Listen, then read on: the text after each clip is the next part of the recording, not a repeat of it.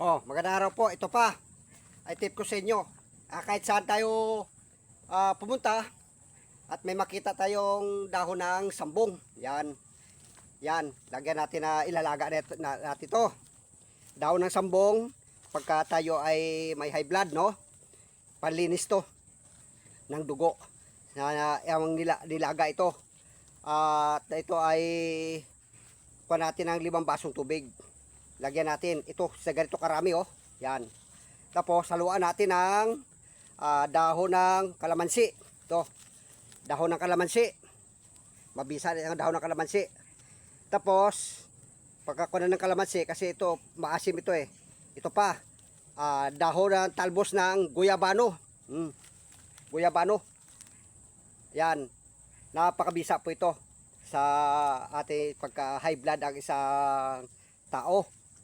Kaya lagi natin ano to, maging yung may mga sakit ni kidney, mabisa. Ano pat ito ay walang side effect, natural na gamutan, natural. Kaya ito lagi ang ating alalahanin, huwag tayong pagkapanti sa kainom na gamot. Delikado kasi ano yan sa atin, ano sa kidney yan, nagpupulbos, bumabaraya doon sa daluyan ng ating mga kuwanang dinadaanan ng ihi. Kaya lagi tayo magkuha ng herbal. Ito mabisa talaga ito. Kahit siya natin, kahit marami, ito ay napakabisa na sambong. Yan. Salamat po.